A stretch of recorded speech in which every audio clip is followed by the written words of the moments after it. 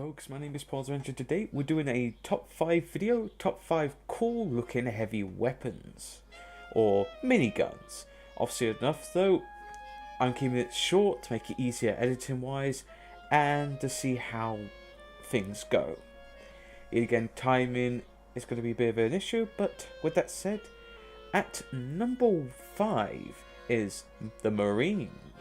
It's a cool looking minigun, a navy one with a sea mine on it.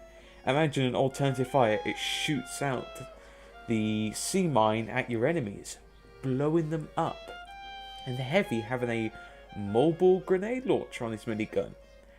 But he loses the ability to fire for, let's say, 5 or 6 seconds at best. But still, a cool looking minigun nonetheless. Indeed you do. And at number 4 is the Cooldown. This is a perfect weapon for summer. No joke, this is a good summer weapon.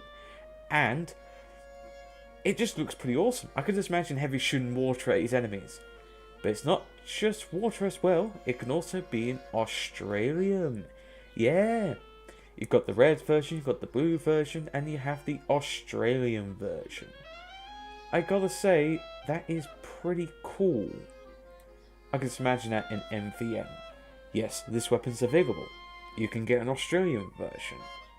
And it's perfect for summer. What would be the damage though? That'd be the question. Plus, could it put out fires? A perfect weapon against pyros? Something for the heavy update. I will say so myself. At number 3 is the Bolshevik Brew. The Bolshevik Brew. It's a steampunk wooden looking minigun. And it shoots beer as well. Careful you don't shoot it at the demo man, as I think you might make him even drunker and more determined to kill you so he can drink all that scrumpy. But still, it's pretty damn good looking for a minigun. Heavy does need a bit more miniguns, maybe a few shotguns and a couple more fist weapons. But nevertheless though, he does need a good variety. Maybe the so-called heavy update will give us what we need for the big guy. Yes, the big guy definitely needs some bigger guns. The second banana was quite good, but seriously though, we need some new miniguns and maybe rework some of the current ones. Alright. At number 2 is the Anastasia. I just butchered that name. Or simply put, the World War I gun. Or machine gun, as is basically in the era of the First World War. A cool little idea of a weapon.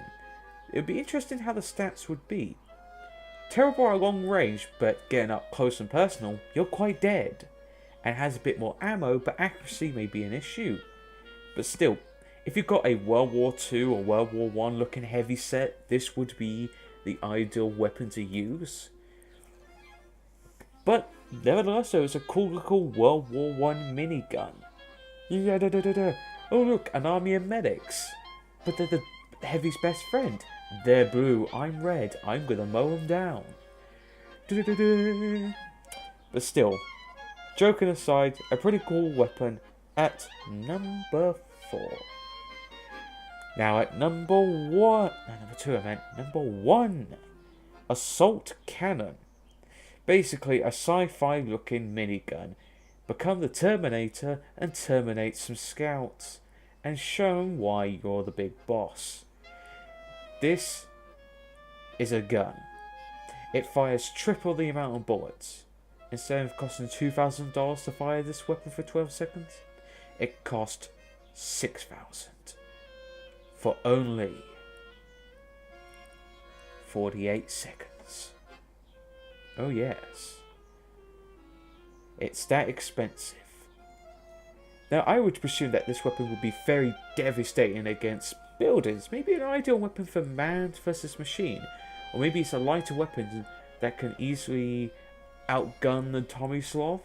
But we all know the Tommy Sloth is superior because, well, it's just a better weapon when it comes to heavy versus heavy, and it's silent. course it is. It's just pretty damn awesome. Because we always win. And that's the top 5 weapons. Quite cool off the list. I hope the transition and everything's all good. And hopefully everything is fine with editing wise. We are very close to 7,000 subscribers. Hopefully we can reach 10,000. But seeing as Article 13 has been passed, we're kind of fucked on that one now, aren't we? Brussels. But with that said, thank you for watching and have a good day, everyone.